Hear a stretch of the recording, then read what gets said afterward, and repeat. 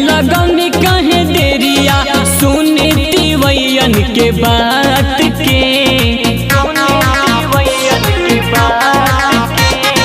अरघ के बेरिया लगौनी कहे देरिया सुनी तिवैयन के बात के।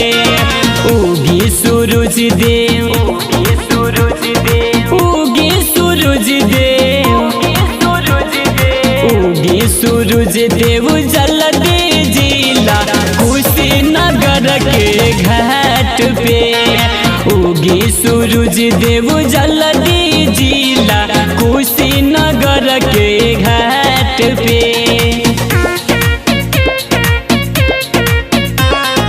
कुशीनगर के घाट पे।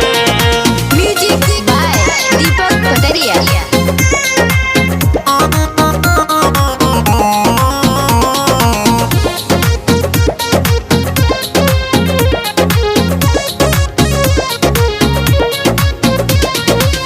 मुहमा सुखाइल बाटे मन घबराइल दर्श दे खाइनु जी। भूल चूक माफ करी हे आदित्य माल झट से आइनु जी।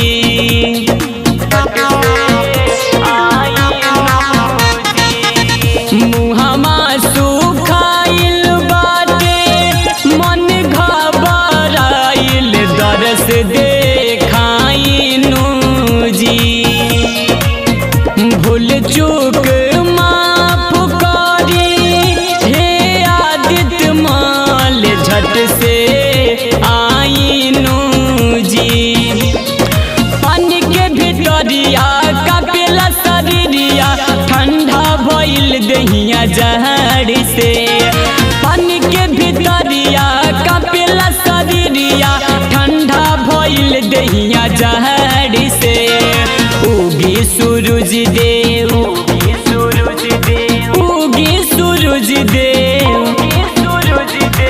उगी सूरज देव जल्दी जिला कुशीनगर के घाट पे।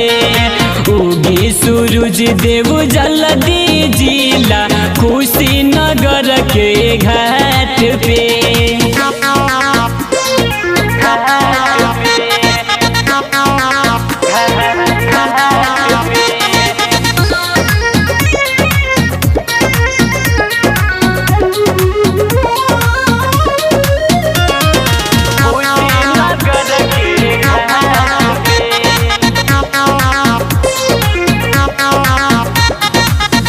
रथ पर सवार होके जोर शोर कैले जल्दी आइनु जी। लिहिया रघिया हमार कठिन परबिया सफल बनाइनु जी।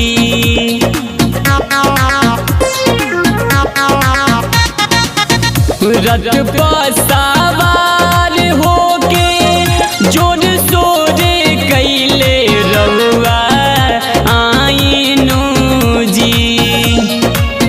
लिहिया रघिया हमार कठिन परबिया सफल बनाइनु जी। राइटर पंकज संदीप परदेसी के दिल के बुझी जज्बात के। राइटर पंकज संदीप परदेसी के दिल के बुझी जज्बात के। उगी सूरज देव उगी सूरज देव उगी सूरज देव उगी सूरज देव जल्दी जिला कुशीनगर के घाट पे। उगी उगी सूरज देव जल्दी जिला कुशीनगर के घाट पे। उगी सूरज देव, उगी सूरज देव जल्दी जिला कुशीनगर के घाट पे।